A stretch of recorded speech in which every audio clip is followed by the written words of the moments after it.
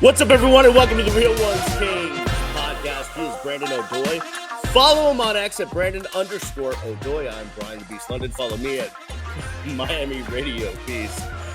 Brandon, this team is still undefeated. Before we talk about the game against Georgia Tech up at your own stomping grounds of Atlanta, Miami comes back in Miami fashion. What has become Miami fashion. Come back from multiple touchdowns down and wins a game against Duke and their old coach Manny Diaz. And we thought it was going to be a tough game. I didn't know it would require a second half comeback. But when it was all said and done, once again, Cam Ward, Xavier Restrepo, the defense got it together in the end, and they came back and win, and they're still undefeated. Yeah, it's starting to become a calling card for this team, and good teams win games they probably shouldn't or are very close, and they find ways to win. And you have to now say that the University of Miami is a good football team, and they're amongst the best in the country, because when you look around college football, there are a lot of teams that are getting into the same positions that the University of Miami find themselves in, and they'll take losses. University of Florida was on the doorstep of a big-time win over Tennessee. They could not close the door.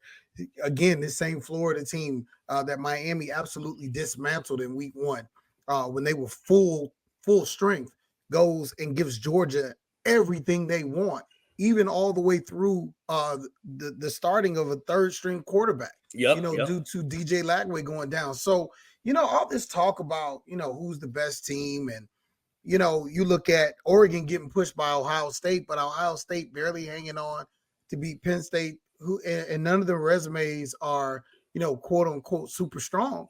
And at the end of the day, Miami sits there at number 4 in the college football playoff ranking. I think everything takes care of itself. You win all the games you need to win, because now, even with Clemson losing, and you kind of saw that happening, this Clemson team that everybody thought Miami would lose to in the ACC gets dismantled at home to Louisville. And so Miami goes to Louisville and beats Louisville handily.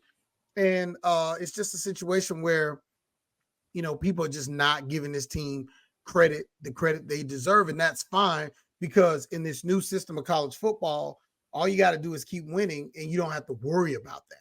The one thing you start to get concerned about, Beast, and I know we're going to transition to this shortly, is your depth.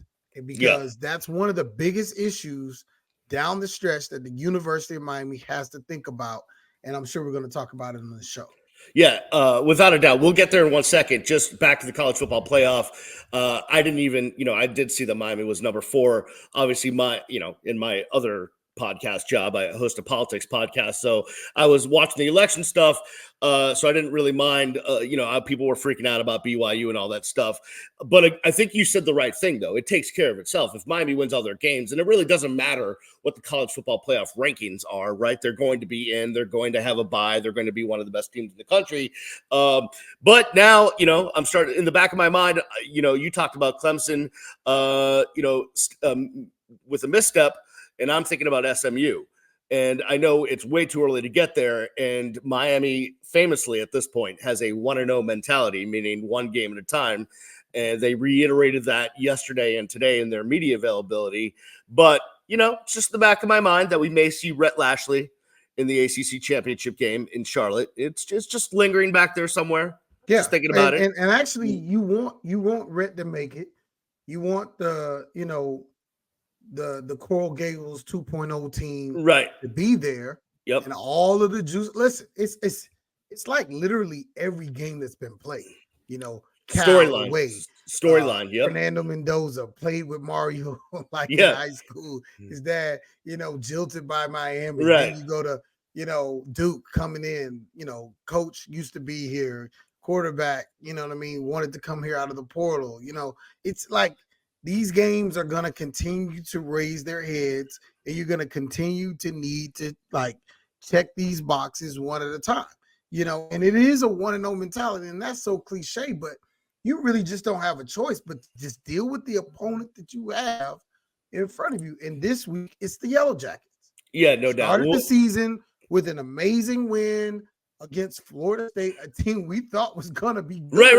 Right. Come to find out, not a good team, and that win was not as impressive. And now they're having depth issues, quarterback issues. There's talk of whether Haynes will play, and Yeah, he of course he's very familiar with what he's capable of doing. yeah, for sure.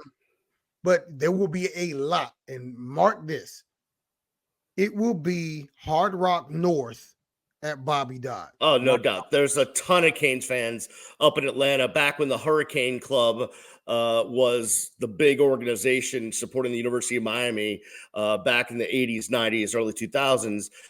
Atlanta had the second largest Hurricane Club outside of Florida.